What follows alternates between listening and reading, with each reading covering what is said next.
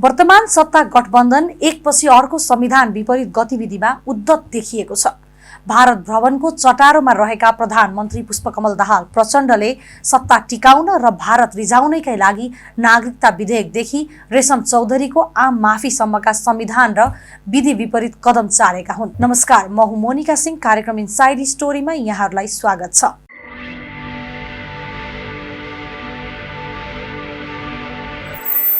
संसदको दुवै सदनबाट पास भए पनि राष्ट्रपति कार्यालयमा पुगी रद्दीको टोकरीमा मिल्क्याइएको नागरिकता सम्बन्धी संशोधन गर्न बनेको विधेयक प्रधानमन्त्री पुष्पकमल दाहालले पास गर्ने खेलोमेलो निकालेका छन्। प्रचण्डले आफ्नो भारत भ्रमणका दिन नजिकै नै लाग्दा अघिल्लो राष्ट्रपति विद्यादेवी भण्डारीले लत्याएको विधेयक जारी गर्ने भन्दै पत्र लेखेर आसन्न भारत भ्रमणलाई कम्फर्टेबल बनाउन खोजेको जानकारहरू बताउँछन्। अघिल्लो राष्ट्रपतिले संशोधनका लागि दिएका सुझावहरूलाई पुरै लत्याएर तत्कालीन सत्तारूढ गठबन्धनले केवल निर्वाचनमा भोट बटुल्न र भारत रिझाउन पास गर्न पठाएको विधेयकलाई समय सकिएको सदनले पठाएको भन्दै तत्कालीन राष्ट्रपति विद्यादेवी भण्डारीले प्रमाणित गर्नुभएको थिएन। त्यतिखेर विधेयक पास नगर्न जनस्तरबाट पनि व्यापक विरोध भएको थियो। हो, यतिखेर राष्ट्रपति फेरिएका छन्। राष्ट्रपति फेरिए पनि विधेयकमा उल्लेखित विषयमा यतिखेर पनि धेरैको विरोध छ। अझ रोचक कुरा त फेरिएका राष्ट्रपतिसँग पनि उक्त विधेयक प्रमाणीकरण गर्न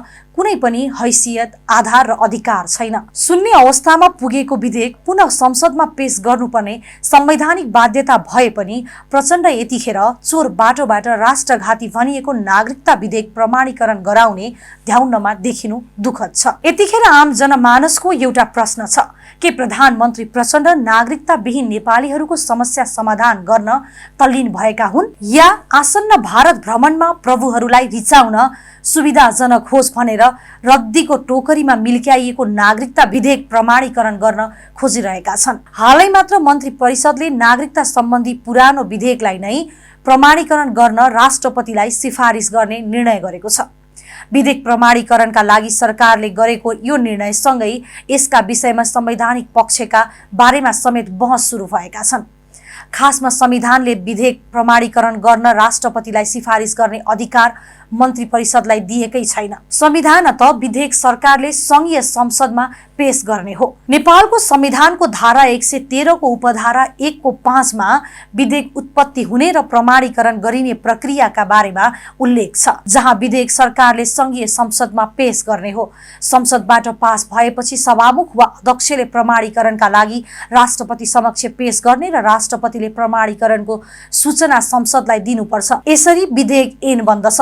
संविधानको यो व्यवस्थालाई लत्याउँदै प्रचण्डको मन्त्री परिषदले अघिल्लो संसदको कार्यकालमै समाप्त हुन पुगेको विधेयक प्रमाणीकरण गर्न राष्ट्रपति कार्यालयलाई अनुरोध गरेको छ। सरकारलाई संविधानको धारा 114 अनुसार अध्यादेश मात्र राष्ट्रपति समक्ष पेश गर्ने अधिकार संविधानले दिएको छ। कुनै पनि विधेयक राष्ट्रपतिकोमा पेश गर्ने अधिकार मन्त्री परिषदलाई छैन। विधेयक र अध्यादेश अलग हुन् र तिनको उत्पत्ति र प्रमाणीकरण गर्ने प्रक्रिया र कार्यक्षेत्र अलग रहेको कुरा बुझ्दा बुझ्दै प्रचण्डले आखिर चोर बाटोबाट नागरिकता विधेयक पास गर्न खोज्नु सरासर गलत हो। बल मिच्याई हो। आसन्न भारत भ्रमणमा प्रभु रिजाउने नौटंकी नै हो, नाटक नै हो। संविधान त प्रधानमन्त्री राष्ट्रपतिको सल्लाहकार समेत भएकाले राष्ट्रपतिलाई असंवैधानिक काम गर्न उस्काउनु आफैमा गम्भीर अपराध हो। यहाँ प्रचण्डले स्पष्ट के बुझ्नुपर्छ भने संविधानको धारा 111 को उपधारा 10 अनुसार संसदको कार्यकाल सकिएर अर्को संसद आएपछि अघिल्लो कार्यकालमा रहेका सम्पूर्ण विधेयकहरू स्वतः निष्क्रिय हुनेछन्। अन्ततः नागरिकता जस्तो संवेदनशील विषयमा यसरी संविधान विपरीत हरकत गर्नु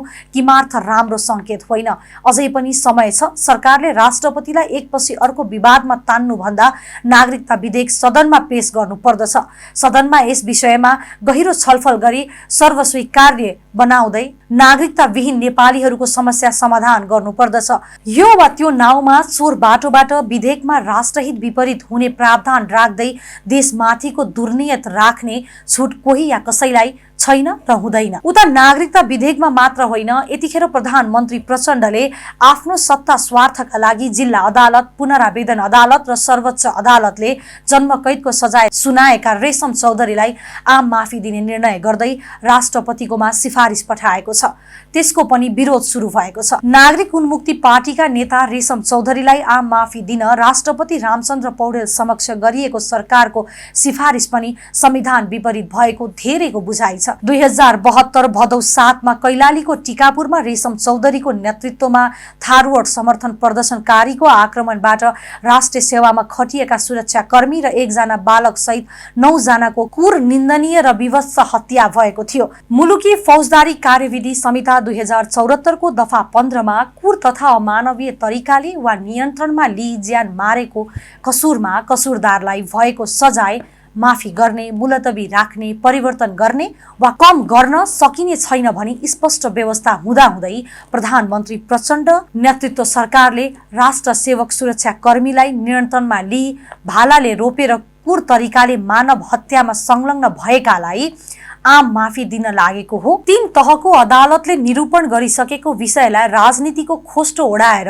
अपराधीलाई माफी मिनाहा प्रदान गरी विधिको शासन र कानुनी राज्यको उपहास भइरहेको धेरैको बुझाइ छ। अत सरकारले संविधान विपरीतको बाटोमा हिँड्ने कुचेष्टा नगरोस्, विधि, शासन र व्यवस्थामाथि यो वा त्यो नाउँमा प्रहार नहोस्।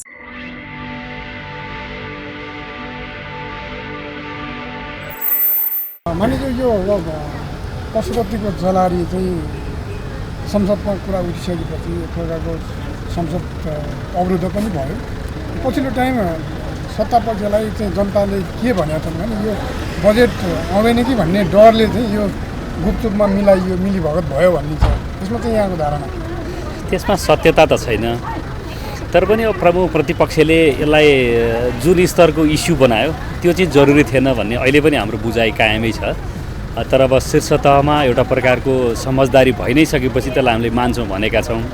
तर बाहिर बजेटकै बाध्यताले मात्रै होइन, तर एउटा कुरा के साँचो हो भने सरकारको नेतृत्व गरेको हिसाबले नेतृत्वले बढी जिम्मेवार हुनुपर्ने, उसै पनि हाम्रो प्रमुख प्रतिपक्ष ज्यादा स्वच्छन्द छ, त्यो तपाईँहरू जानिहाल्नुहुन्छ।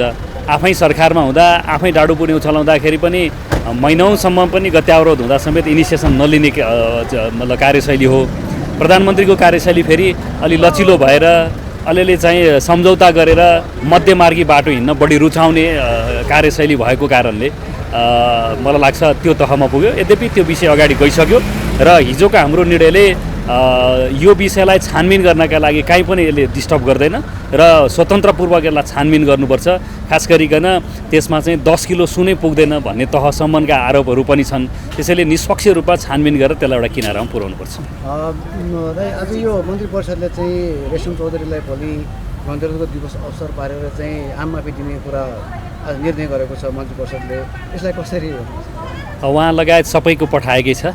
रेशम चौधरीको विषय चाहिँ राजनीतिक इस्यु हो भन्ने कुरा चाहिँ अहिले मात्र होइन, यो सरकारले, अघिल्लो सरकारले र मूलधारका सबै राजनीतिक पार्टीहरूले स्वीकार गरिसकेको र अभिव्यक्त गरिसकेको कुरा हो। त्यसको आलोकमा नै अघिल्लो पटकदेखि नै यो प्रक्रिया सुरु गरेर फेरि क्याबिनेटबाट गणतन्त्र दिवसका दिनमा असल चालचलन भएका सबै बन्दीहरू र राजबन्दीहरूलाई रिहा गर्ने नीति अनुरूप उहाँको पनि सिफारिस भएको छ। जस्तो नि मानिस अब यो नेपालमा धेरै जसो बजेट भने अब माछालाई चारो हाले जस्तो बजेट आउने छ भन्ने जनताको बुझाइ धेरै जसो भएको कारणले यो पटक पनि कतै न त्यस्तै बजेट आउन थाले हो कि भन्ने चाहिँ यहाँको धारणा चाहिँ आइराखेको छ। हेरौँ अब बजेट उहाँले कस्तो प्रस्तुत गर्नुहुन्छ। हाम्रो त कुरा र मेरो आफ्नो व्यक्ति कुरा भन्न दिनुहुन्छ भने बजेटको आकारलाई बढाउनु पर्दछ, किनभने अर्थतन्त्र चाहिँ चलायमान भाइब्रेट भएन। अर्थतन्त्र भाइब्रेट नभएका कारणले अर्थतन्त्रको क्षेत्रमा देखिएका चुनौतीहरू हुन् भन्ने मेरो अहिले पनि बुझाइ छ। हुन त बजेटमा बहस पनि गरौँला। अब हुन त यो बजेटमा बहस गरेर धेरै परिवर्तन गर्ने हाम्रो प्रचलन र व्यवस्था रहेनछ। प्रधानमन्त्रीले हिजो जवाफका चरण दिनुभएको छ। हामी यो 1 वर्ष मेहनत गरेर अर्को पटकदेखि सांसदहरूले उठाएका कुरा नीति कार्यक्रममा, सिद्धान्तमा या बजेटमा चाहिँ परिमार्जन परिष्कृत हुने गरी लाग्छौँ। यद्यपि तपाईँले अहिले भन्नुभएको कुरा मैले पनि त्यही सुनेको छु। 10 लाखका, 20 लाखका, 50 लाखका योजनाहरू केन्द्रका चाहिँ बजेटहरूमा पूर्वाधारको क्षेत्रमा छलफल चलिराखेको छ अरे। त्यो गर्नु राम्रो हुँदैन। मेरो त अझ कुरा के छ भने सबै पूर्वाधार लगायतका विकास निर्माणका कुरा ठुला गौरवका आयोजनाहरू बाहेक तल नै प्रदेशलाई पठाइदिनुपर्छ र बाँकी नीतिगत कुरा र राष्ट्रिय र ठुल्ठुला पूर्वाधारमा मात्रै सङ्घीय सरकार केन्द्रित हुनुपर्छ। अब यसैपालि हामी छलफल गर्छौँ कति सम्भव हुन्छ हेरौँ। भएन भने 1 वर्षभित्रमा यहाँको प्रचलन र यहाँको नजिरलाई पुनरावलोकन गरेर संशोधन गरेर आवश्यक परे संविधानमै या कार्यविधिमा अगाडि जाने गरी सोध्छौँ। धन्यवाद। होइन, हामीले त बजेटको प्राथमिकता र सिद्धान्त पनि हेऱ्यौँ, त्यसलाई हामीले सुझावहरू दियौँ, आफ्ना धारणाहरू राख्यौँ। सरकारले बजेटमाथि भएको सिद्धान्त र प्राथमिकताको छलफललाई पनि त्यो व्यर्थ हो भन्ने हिसाबले रोस्टनबाट प्रतिक्रिया दिनुभयो। के सुझाव राख्नु? हामीले धेरै राख्यौँ नि। सिद्धान्तले सरकारले बजेटको प्राथमिकता र सिद्धान्त तय गरिरहँदाखेरि देशको आजको सङ्कटलाई मोचन गर्ने गरे, युवाहरूको बेरोजगारीलाई हल गर्ने गरे, कृषि उत्पादकत्व वृद्धि गर्ने गरे, आज जुन प्रकारले आयातको डरलाग्दो स्थिति छ त्यसलाई अन्त्य गर्नका लागि कृषिमा आत्मनिर्भर बन्ने गरेको हामीले राज्यको ध्यान, बजेटको प्राथमिकता त्यस प्रकारले रहोस् भन्ने हिसाबले हामीले धेरै प्रकारबाट सुझाव दियौँ। जुन प्रकारले आज तपाईँ हेर्नुहुन्छ भने ब्याङ्कमा चरको ब्याज दरले गर्दा व्यवसायीहरू थला परेका छन्, कयौँ उद्योग व्यवसायहरू कालो सूचीमा परेका छन्, कारोबार ठप्प भएको छ, बेहाल अवस्था रहेको छ। कुनै पनि यो बिचमा तपाईँले यसो सर्वे गर्नुहोस्, यो 5-6 महिनाको बिचमा कुनै पनि एउटा संस्थाले कुनै नयाँ रोजगारी सिर्जना गर्ने स्थिति छैन। प्रत्येक दिन विदेश जाने मानिसहरूको सङ्ख्या बढेर गएको छ। यी तमाम पक्ष मानुस चामल हामी प्रति महिना 4 अर्बको किन्न पर्ने अवस्था छ। कुनै समय हामी निर्यात गर्छौँ। नेपालको 40 लाख हेक्टर बढी जमिनहरू छ, जहाँ 30 लाख हेक्टरमा खेतीहरू चलिरहेको छ। 10 लाख हेक्टर त अहिले पनि बाँझो छ भनेपछि हामीले त्यो बाँझो खेती जमिनलाई कसरी खेतीमा रूपान्तरण गर्ने, युवाहरूलाई त्यहाँ कसरी जोड्ने, यी तमाम पक्षमा हामीले बजेटको चाहिँ नीति तथा कार्यक्रममा पनि प्राथमिकता सिद्धान्त र प्राथमिकता पनि छलफल गऱ्यौँ।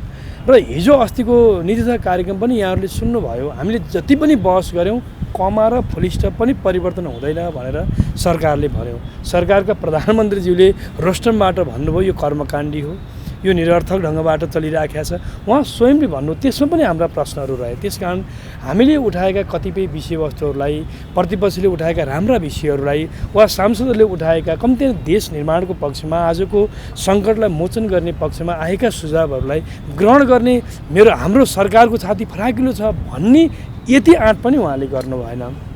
यस अर्थमा हिजो के भएको थियो फरक छोडिदिउँ, आज हामी यो गर्दैछौँ भने नयाँ एउटा ट्रेन्डको विकास सरकारले गरेर नयाँ नजिरको विकास पनि गर्न सक्थ्यौँ नि। त्यसकारण किन यो जरुरी थियो भने आज हाम्रो देशको समग्र अर्थतन्त्रको समग्र सूचकहरूले हामीलाई सन्तोषजनक पथमा हिँड्नका लागि हामीलाई उत्साही गरेको छैन। यो कुरा सत्य यथार्थ स्वीकार गर्नुपर्छ।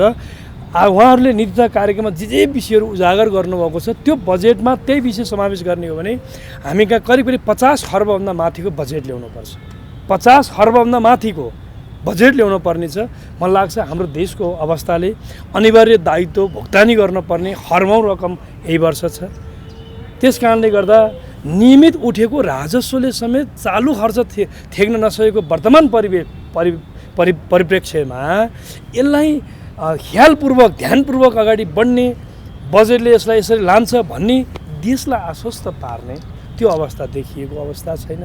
त्यस कारणले गर्दा यी समग्र पक्षबाट केन्द्रित रहेर हामीले सरकारलाई सुझाव दियौँ। अब बजेट त कस्तो ल्याउनुहुन्छ बजेटपछि हामी समीक्षा गर्छौँ, त्यसमा हाम्रो क्रिया प्रतिक्रियाहरू रहला।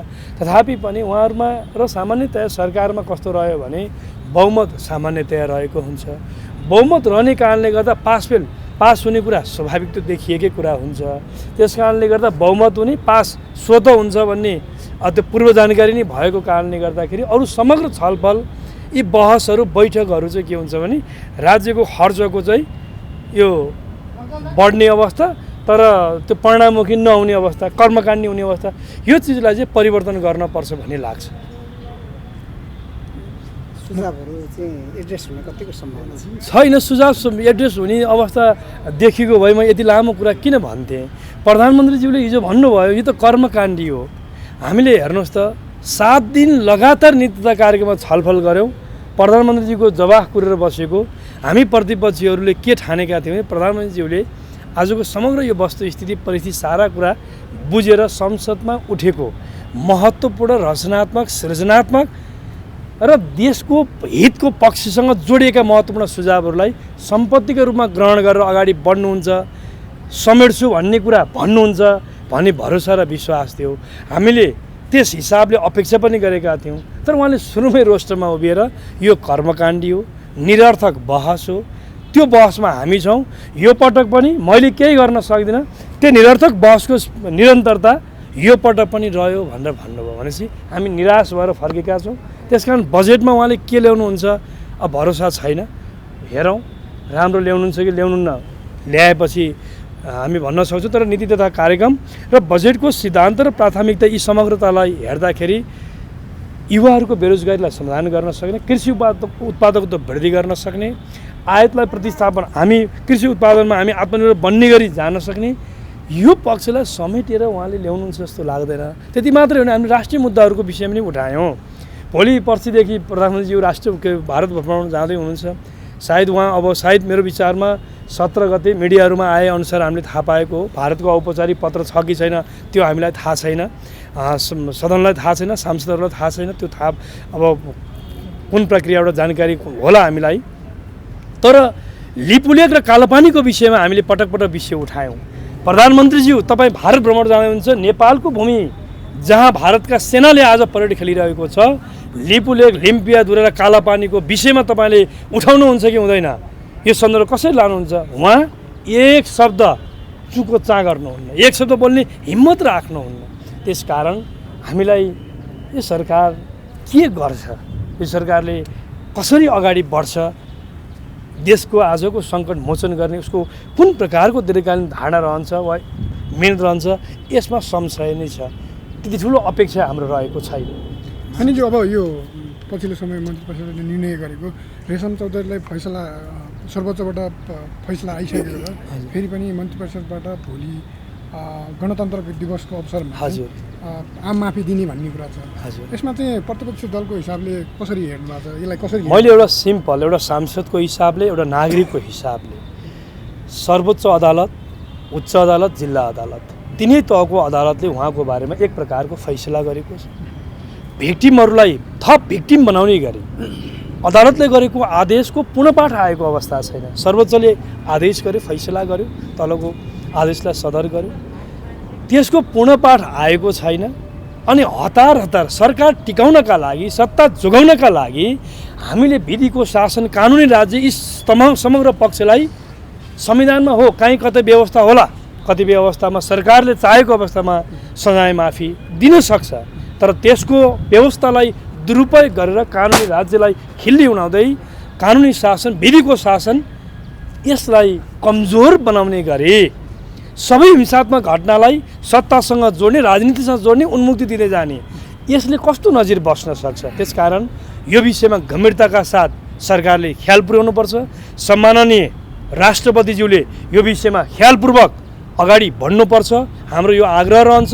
सर्वोच्चको पुनःपाठ आइपुगेको अवस्था छैन भनेपछि यति हतार गर्न पर्ने यो कारण के पर्यो? सरकारलाई के आइलाग्यो यदि हतार गर्न पर्ने? त्यसकारण यो विषयमा ख्यालपूर्वक, ध्यानपूर्वक भोलि गलत नजिरहरू नबसुन् र प्रत्येक हिंसात्मक घटनाहरूलाई पछि राजनीतिक दाउपेचका आधारबाट सत्ता लेनदेनसँग मिसाएर अगाडि बढ्ने जे खेतीपाती हुन खोजिएको छ, यो किमार्थ, यो राम्रो विषय होइन, यो स्वीकार गर्न सकिने विषय होइन। भोलि घटनाक्रम, समय परिस्थितिका आधारबाट यसलाई राम्रोसँग विश्लेषण अध्ययन गरेर उपयुक्त कुनै निष्कर्ष निस्क्यो भने त्यस बमोजिम अगाडि बढ्न पर्ने कुनै यस्तो बाटो देखिन आयो भने त्यसपछि सोच्ने कुरा हो। आजको दिनमा जे गर्न खोजिँदैछ यो वास्तवमा उपयुक्त हो भन्ने मलाई लाग्दैन। मानिज्यू अब यो रेशम चौधरीको विषयमा सर्वोच्चबाट फैसलाबाट आइसकेको र मन्त्री परिषदबाट गणतन्त्रको दिवसमा चाहिँ आम माफी दिने भन्ने निर्णय पारित भएको छ, यसलाई चाहिँ प्रतिपक्ष दलको हिसाबले यहाँले कसरी लिनुभएको छ? अब यसको विस्तृत मलाई जानकारी छैन, तर सरकारले कुनै पनि निर्णय गर्दा त्यसले सर्वोच्च अदालतको फैसलाको भावनालाई आत्मसात गर्नुपर्छ। न्यायपालिकाले गरेका फैसलाहरूलाई आफ्नो राजनीतिक अनुकूलतामा त्यसलाई चाहिँ बाइपास गर्दै जाने हो भने लोकतन्त्र बलियो हुन सक्दैन। त्यसरी अब त्यो सरकारले ठोस निर्णय के गरेको छ त्यो अलि डिटेलमा आओस् विस्तृतमा, त्यसपछि आफ्नो कुरा बढौँला। तर के भन्दाखेरि उहाँमाथिका चार्जहरू गम्भीर छन्। त्यसमा पीडितलाई पनि अदालतले फैसला 3 तहको अदालतले फैसला गरेको छ र त्यसपछि उहाँ नै पुनरावलोकनको लागि जाँदैछु भनेर भन्नुभएको थियो। त्यसले उहाँले पुनरावलोकनमा जान्छु भनेपछि त्यो पुनरावलोकनमा जान दिएर त्यसपछि त्यसको फैसलालाई कुर्दा अलि राम्रो हुन्थ्यो कि जस्तो मलाई लाग्छ। कता कता सरकारको यो निर्णयले चाहिँ अदालतको फैसलाको भावनालाई चाहिँ अलिकति ठेस पुर्यायो कि भन्ने लाग्छ।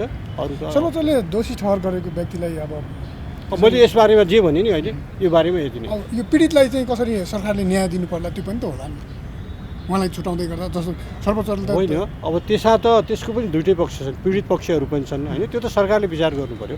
त्यसैले यसबारेमा अहिले धेरै टिप्पणी नगरौँ, यति नै। हस्, धन्यवाद। मानियो अब यो एमाले टिआरसी विधेयकमा चाहिँ बिचमा कतै कतै विरोध गरे जस्तो पनि थियो, बिचमा फेरि सपोर्ट गरे जस्तो पनि छ। अहिले के भइरहेछ अलिकति होइन, एउटा त्यसलाई चाहिँ अब एउटा विशेष समिति बनाएर टुङ्ग्याउने भन्ने कुरा छ होइन। अब आज कानुन समितिले बोलाएको थियो, त्यही टिआरसी विधेयकमा संशोधन हाल्ने केही मान्यहरूलाई बोलाएको थियो, उसले छलफल सुरु गरेको छ। त्यहाँ चाहिँ हामीले आफ्ना कुराहरू राखेँ, मैले पनि भर्खरै आफ्नो कुरा राखेर आएँ। मैले के भने भन्दाखेरि यो विधेयकलाई हतारमा र सरकारले चाहे जस्तो गरी टुङ्ग्याउने होइन। यो विधेयक अहिले जुन सरकारले जसरी ल्याएको छ त्यो विधेयकले चाहिँ वास्तवमा अलि बढ्दा माओवादी पक्षलाई मात्र पक्ष पोषण गर्न खोजेको देखिन्छ। त्यसैले यो विधेयकको 3वटा पक्ष छ, एउटा सुरक्षा संयन्त्र, एउटा माओवादी पक्ष, एउटा दुवैबाट पीडित आम जनताहरू। त्यसैले यो विधेयकलाई पूर्णता दिँदाखेरि यो 3टै पक्षको चिन्ता, चासो र उनीहरूका जहाज मागहरूलाई सम्बोधन गर्न सक्नुपर्छ र हामीले संशोधन त्यही ढङ्गले हालेका छौँ। आज संशोधनमा दफावार छलफल भएन, हामीले आफ्नो संशोधनको बारेमा भन्यौँ र यो विधेयकलाई पूर्णता दिँदाखेरि यो कुरालाई ध्यानमा राखियोस्। एकपक्षीय ढङ्गको जुन विधेयक छ यो एकपक्षीय हुनु हुँदैन। यसले पीडितहरू, बलात्कारमा परेकाहरू, जसका परिवारका मान्छे बेपत्ता छन्, जसका परिवारका सदस्य हत्या गरेका छन्, तिनीहरूले पनि हामीले न्याय पाएको छौँ भन्ने अनुभूति गर्नुपर्छ। त्यो ढङ्गले यो छलफल अगाडि बढोस् र हाम्रो सम्बोधनहरूलाई पनि त्यही ढङ्गले सम्बोधन गरियोस्। यदि हाम्रो सम्बोधनहरूलाई उचित ढङ्गले सम्बोधन गरिएन भने हामीले पनि फरक विचार राख्नु परेर आफ्नो कुरा भन्नुपर्ने अवस्था आउन सक्छ। त्यस्तो अवस्था नआओस्, सहमतिमा सबैलाई स्वीकारेर सबैलाई सम्बोधन गर्न सक्ने विधेयक बनोस् भन्ने कुरा गरेका छौँ। कानुन मन्त्रीजीले के धारणा राख्नु भएको थियो? कानुन मन्त्रीजीले राख्नु भएको छैन, उहाँ पनि छलफलमा सहभागी हुनुहुन्छ, सुनिराख्नु भएको छ। अब यो 80-81 को बजेट चाहिँ नजिकै आइसकेको छ भने अब यहाँको धारणा चाहिँ कस्तो बजेट आउँछ, के छ, के गर्नुभएको छ? अब भोलि नै हो, संवैधानिक व्यवस्था अनुसार भोलि बजेट नेपाल सरकार ल्याउने र भोलि पास गर्नुपर्ने एक प्रकारको त्यो कानुनी ऊ रहेछ, बाध्यता रहेछ। अब अहिले खास गरी देश एक प्रकारले आर्थिक मन्दीमा गएको, अर्थतन्त्र आफ्नो लयमा छैन हैन, र जनतामा एक प्रकारको निराशा। त्यसैले खास गरी नेपाली जनतामा एउटा विश्वास जगाउनु पर्ने छ र अर्थतन्त्रलाई लयमा ल्याउनु पर्ने मुख्य चुनौती हो। र जसरी अब अर्थतन्त्रमा ल्याउनको लागि सबभन्दा सम्भावना बोकेको कृषि, पर्यटन हैन र जलस्रोतमा बढी केन्द्रित भएर बजेट ल्याउनुपर्छ भन्ने हामीले धारणा राखेका छौँ।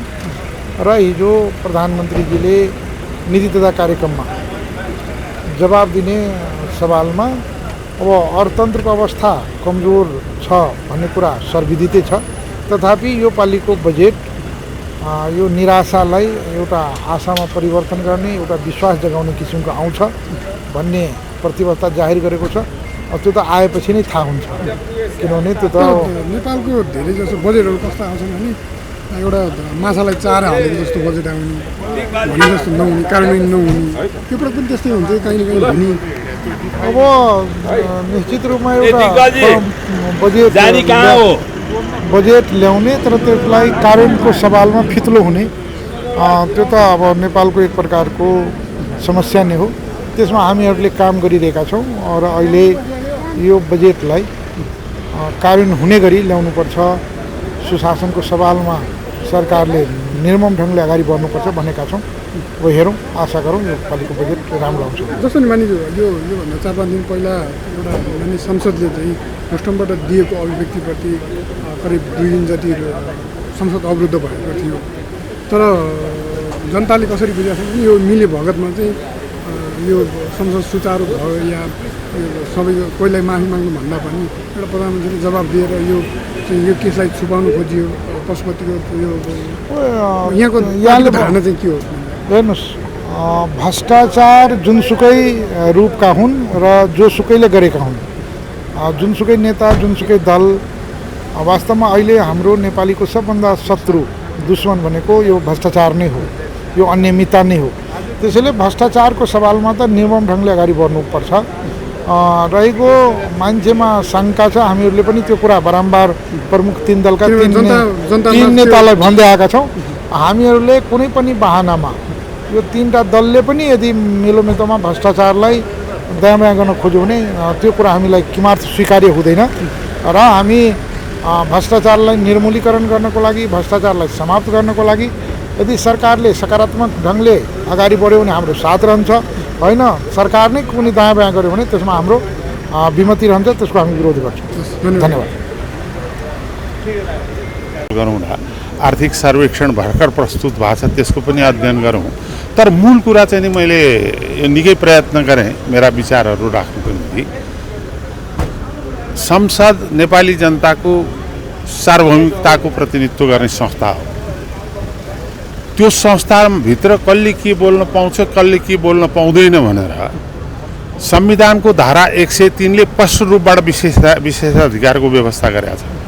त्यो विशेषाधिकारमा कहीँ कुनै बन्देज छ भने संविधानको धारा 105 ले बन्देज गरेका छ र संविधान यो संसदको नियमावली 21 र 219 ले चाहिँ नि आचरण मर्यादा सम्बन्धी पनि संसदको सम्पूर्ण रूपले त्यसले व्यवस्था गरेका छ।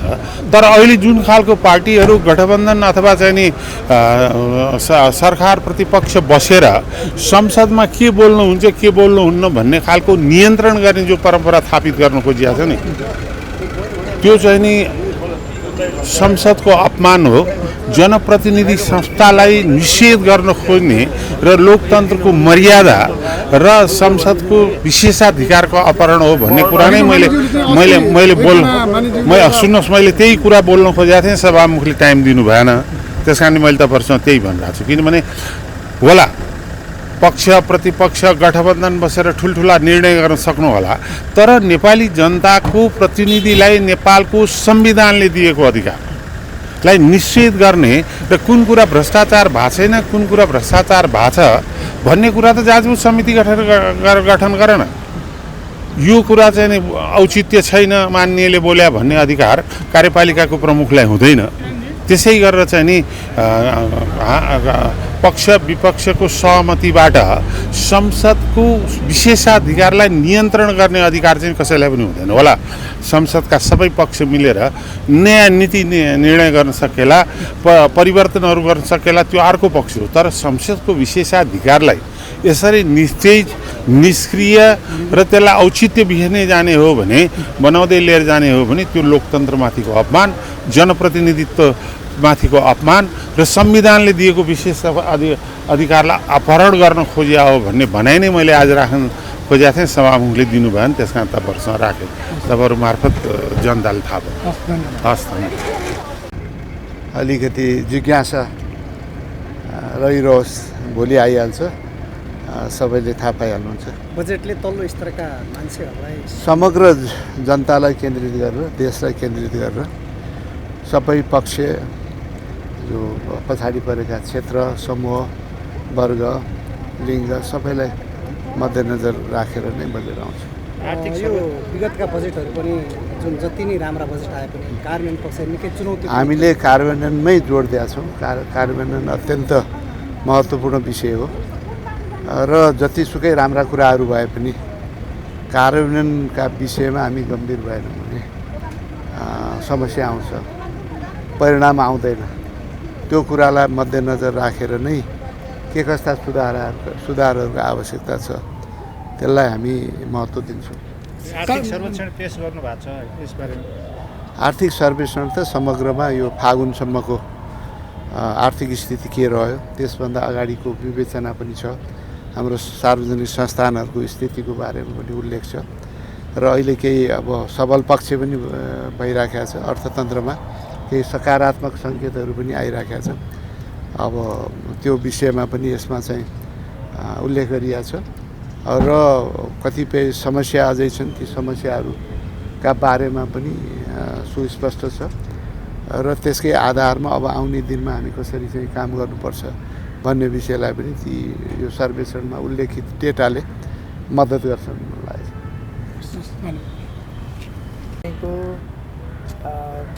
अब शिक्षाका कुरा, स्वास्थ्यका कुरामा विशेष जोड दिनुपर्छ, कृषिका विषयहरूमा जोड दिनुपर्छ भन्ने लागेको छ मलाई। त्यो बजेट त्यो अनुरूप आउला, अब कस्तो आउँछ बजेट त आइसकेपछि मात्रै थाहा हुने कुरा भयो। तर तपाईँले भन्नुभएको कुरासँग म सहमत छु। हाम्रो चुनौती भनेको कार्यान्वयन नै हो। आज पनि तपाईँको पुँजीगत खर्च त्यसै पनि कम छ, साधारणतिर ज्यादा छ। अब पुँजीगत खर्च कम छ, त्यसमा पनि कम काम भइरहेको छ। कहिले पनि हामी पुँजीगत खर्चमा 100% प्राप्त गर्दैनौँ है।